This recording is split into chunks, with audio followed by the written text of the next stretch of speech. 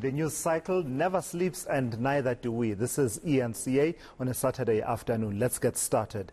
Parliament's Portfolio Committee on Police is visiting stations in Gauteng. This as the latest crime statistics show a rise in violent crime. Today, the committee is at Tembisa police station, which has appeared among the list of top 30 police stations with most crimes reported.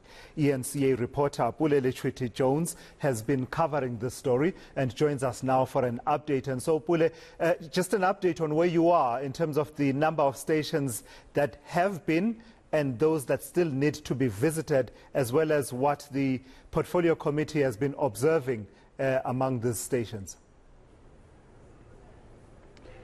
Well, a very good afternoon to us. On the list was the Norwood Police Station, and today was the Tembisa Police Station.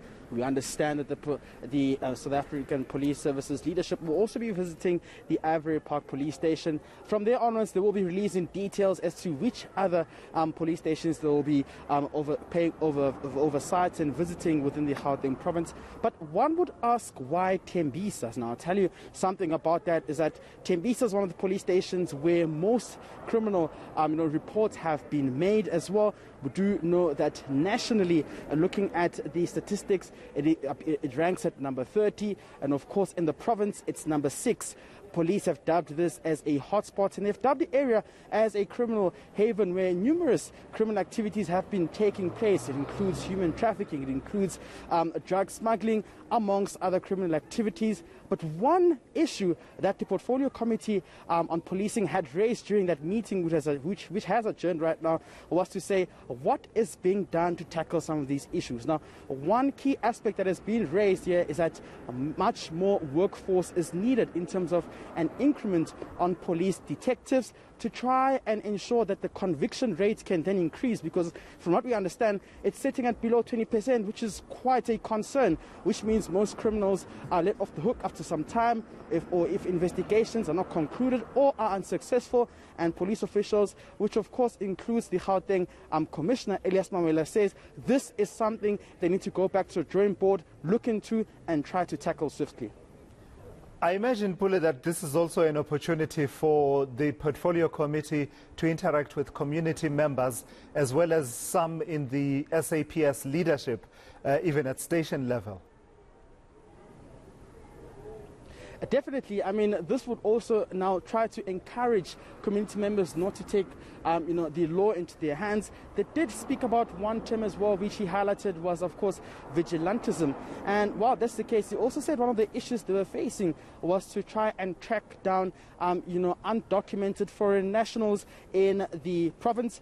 But particularly that as well, he's also said that groups such as Operation Dudula have to operate within the framework of the law and not just to take the law into their hands. And this has been a hot topic developing the news over the past couple of weeks. And he said going through into the communities will mean educating them as to how to report crime.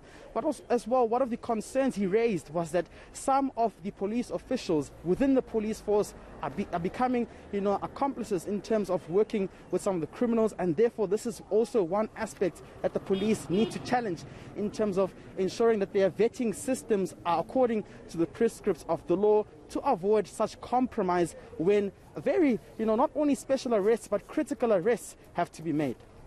And lastly, Pule, I imagine with the announcement that we'll be getting 12,000 additional police officers over the next period of a year or so, to sort of replenish the ranks of the SAPS, albeit with an increased population, really, if you look at it.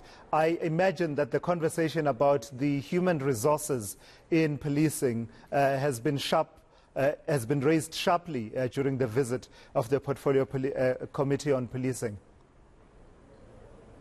Definitely, it goes back to the number of fleets which may be available, to the number of police officials who can not only work during the day but night shifts as well. to the kind of ammunition that will be needed for patrolling and, of course, the special task operations that will be required. These are amongst the issues that the police officials will be looking into in terms of sufficient resources that can successfully carry out not only arrests to us, but critically investigations to prosecute some of these criminals who are committing heinous crimes in societies as well. But most importantly, they hope that there can also be a biffing of the budget, which can support the South African police operations in terms of, paying adequate salaries to police officials so they don't feel demoralized, and of course buying resources which may beef the security operations as well when having to embark on activities preventing crime. Yeah, much needed oversight on the work of the police and the leadership, at least their political leadership as well as the leadership in as far as operational matters are concerned. That's eNCA's Pule Letshwiti-Jones out there tracking that visit by the Police Portfolio Committee of Parliament to various police stations in Gauteng, what with all the revelations that came out recently. One of the things, as Pule was talking about the need for a fleet, one of the things that jumped to my mind is how the expert panel report on the July unrest, which I'll talk about in just a moment, found that there was just one water cannon for crowd control per province. One.